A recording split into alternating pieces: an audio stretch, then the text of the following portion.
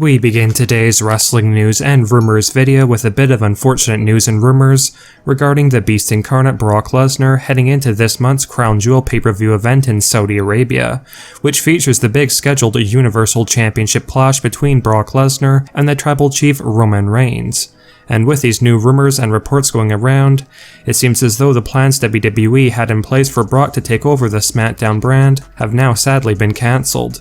Like we have mentioned in previous videos, there were some strong rumors that suggested Brock Lesnar could have been winning the Universal Championship from Roman Reigns at Crown Jewel 2021, but as of today, it has been reported that Brock winning the Universal title from Reigns is no longer the plan, and in fact, Brock Lesnar is reportedly sadly going to be leaving WWE after his rumored loss to Roman Reigns at Crown Jewel, with multiple sources revealing that Brock Lesnar is not scheduled to attend any WWE shows for the rest of 2021 after Crown Jewel, meaning that Brock Lesnar's match later this month will be his one and only appearance in WWE this year in 2021, unfortunately. Clearly, Brock is now signed to a contract with WWE that will see the Beast Incarnate perform even less often than before, and it is apparently similar to the kind of deal that Goldberg has with WWE, with Brock only planned to wrestle once this year at Crown Jewel against Roman Reigns, and then again once or twice next year in 2022.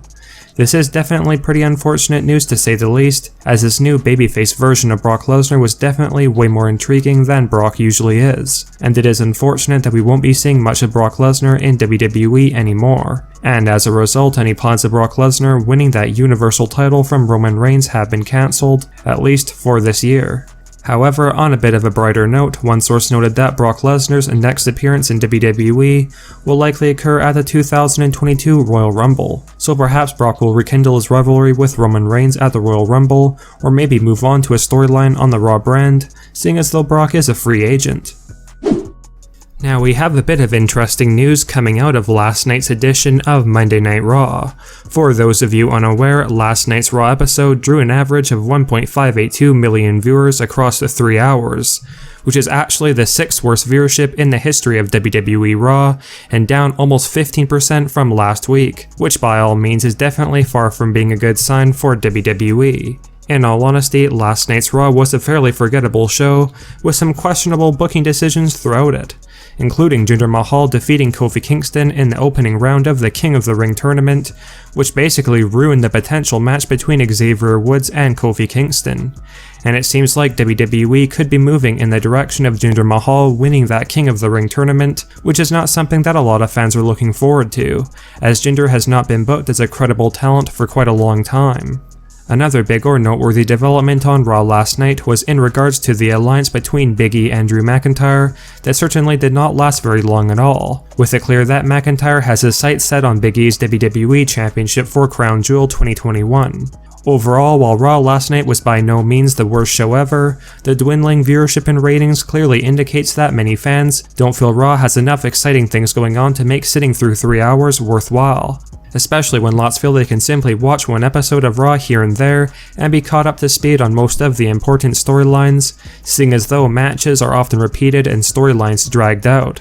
While WWE is not really in any trouble after receiving its 6th worst viewership in Raw history last night, hopefully these incredibly low ratings cause Vince McMahon to make some changes and try to make Raw more of a must-see program, because right now the ratings indicate that many fans are not happy with the current product whatsoever. And let us know your thoughts on last night's Raw episode, and do you think that it was a better edition of Raw than the low viewership would lead many to believe? Or are the low ratings fitting for Raw being lackluster? Let us know down in the comment section below.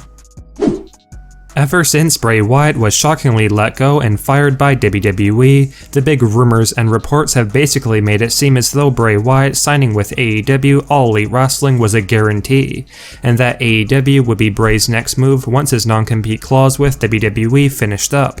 However, while the speculation of Bray Wyatt joining AEW have continued throughout the weeks despite some evident flaws in these rumors, just earlier today some pretty bad news was revealed regarding Bray Wyatt in AEW by none other than AEW president Tony Khan. In a recent interview, Tony was asked about Bray Wyatt, aka Wyndham Rotunda, signing and joining AEW, and here's Tony Khan's exact response to the question surrounding Bray in AEW. He's a great wrestler, and I have to be honest, we haven't talked at all. I've known him in personal life, but in reality we haven't talked, but you never know. By all means, this is absolutely bad news for Bray Wyatt's fans, because the recent rumors and speculation indicated that Bray had already been through the negotiations phase and basically communicated with AEW officials and Tony Khan, and that it was just a matter of time before his AEW debut. But the fact that Bray Wyatt and Tony haven't allegedly even talked yet has scared many of his fans, with lots now sure that Bray Wyatt could instead be joining Impact Wrestling over AEW, with many feeling like Wyatt's talents would be wasted in Impact Wrestling compared to AEW, where he would be better fit. Now with that being said, there is always a chance that Tony Khan, saying that he has not even talked to Bray Wyatt aka Wyndham Rotunda, is simply because Wyatt is still under his 90-day non-compete clause with WWE. And fired wrestlers from WWE are not even technically allowed to be negotiating with any other company until that 90 days is up, and perhaps Tony Khan and Bray Wyatt have already secretly talked, and things are just being kept private and secret until October 29th, which is when Bray Wyatt's WWE non-compete clause finally ends. But nonetheless, this was not a great update on Bray Wyatt in AEW, and we are basically once again back to square one when it comes to where Bray's headed after his WWE release, unfortunately.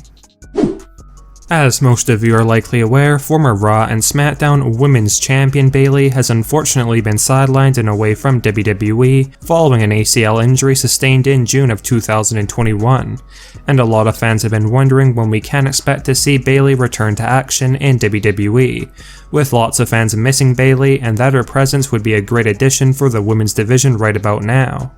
As you have likely heard by now, Bayley was not chosen for either Monday Night Raw or Friday Night SmackDown in the 2021 WWE Draft, and Bayley recently put out a fairly cryptic tweet last night with the following caption: "It might get harder to understand, but it doesn't become less important. What I want doesn't even exist yet. Hashtag Raw, hashtag SmackDown." Regardless, according to one of our sources, despite a lot of fans wanting to see Bayley return to WWE before the year 2021 comes to an end, that sadly does not look like it will be possible with the new reports going around regarding Bayley's status in WWE.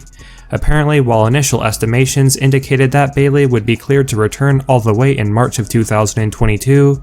one of our sources has noted that Bayley could be returning quite a bit sooner than that, although not this year, with one source mentioning that Bayley could be returning in time for the 2022 Royal Rumble, which is definitely great news if true.